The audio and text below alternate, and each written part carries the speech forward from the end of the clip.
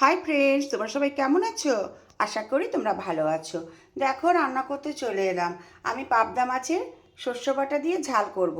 সাদা সর্ষে, কালো সর্ষে আর একটু জিরের গুঁড়ো দিয়েছি, দিয়ে পেস্ট করে নিয়েছি কাঁচা লঙ্কা দিয়ে। তারপর মাছটাকে ম্যারিনেট করে নিয়েছি। এর মধ্যে নুন, হলুদ, কাশ্মীরি মির্চ, লঙ্কার গুঁড়ো আর কাঁচা লঙ্কা তো আছেই, দেখতে পাচ্ছ, আর কাঁচা লঙ্কা পেস্টও করে দিয়েছি। আর এটা দিয়ে মাছটা রান্না করব, পাবদা মাছের ঝাল। আর এখানে দেখো, কুমড়ো কেটে নিয়েছি, আর এখানে ইলিশ মাছের মাথা দুটো আমি ভেজে নিলাম। এই ইলিশ মাছের মাথা দিয়ে কুমড়োটাকে ঘন্ট করব। এই রান্না আজকে আমার লাঞ্চ মেনুতে আছে। চলো রান্নাটা শুরু করা যাক। হাই ফ্রেন্ডস, দেখো রান্না করতে চলে এলাম। এই দেখো, আমি কুমড়োর ঘন্ট রান্না করব। এখানে দেখো, আমি ইলিশ মাছের মাথাটা ভেজে নিয়েছি। ইলিশ মাছের মাথা দিয়ে কুমড়ো ঘন্ট করব। তার মধ্যে আমি এখন কালো জিরে ফোড়ন দিয়ে দেবো।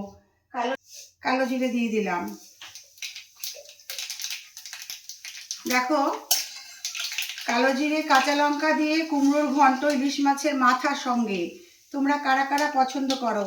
এই দেখো, কাঁচা লঙ্কা দিলাম একটা। এবারে আমি ইলিশ মাছের মাথা দুটোকেও দিয়ে দেবো।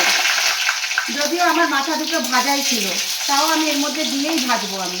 আর এই যে দেখো, কুমড়ো কেটে রেখেছি, এর মধ্যে দিয়ে দিলাম।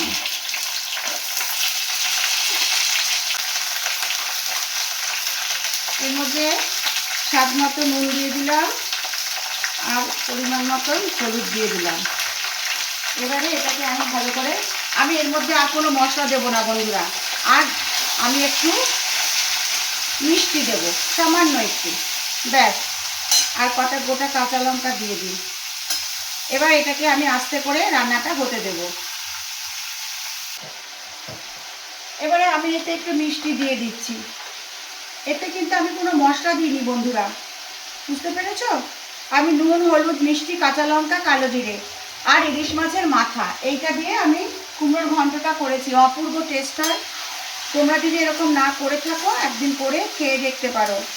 দারুণ দারুণ টেস্ট হয় বন্ধুরা। এটা মোটামুটি তেলেই সবটা হয়েছে।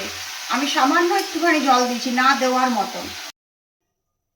দেখো বন্ধুরা, ইলিশ মাছের মাথা দিয়ে কুমড়োর ঘন্ট কোনো মশলা ছাড়াই রান্না করে বাটিতে সার্ভ করে দিয়েছি।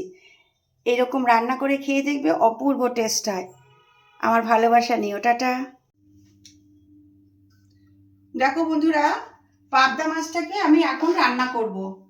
দেখো, পাবদা মাছটা তেল গরম হয়ে গেছে। ম্যারিনেট করা মাছটাকে আমি এর মধ্যে দিয়ে দিচ্ছি। দেখো, মাছটাকে আমি ভালো করে এবার কষিয়ে নেব তেলের মধ্যে। পাবদা মাছের ঝাল আমার অলমোস্ট ডান। দেখো বন্ধুরা, পাবদা মাছের ঝাল রান্না করে আমি বাটিতে সার্ভ করে দিয়েছি। ভিডিওটা ভালো লাগলে তোমরা একটা লাইক কমেন্ট করো। এতক্ষণ ভিডিওটা দেখার জন্য তোমাদেরকে অসংখ্য অসংখ্য ধন্যবাদ। ভালোবাসা নিও, টাটা।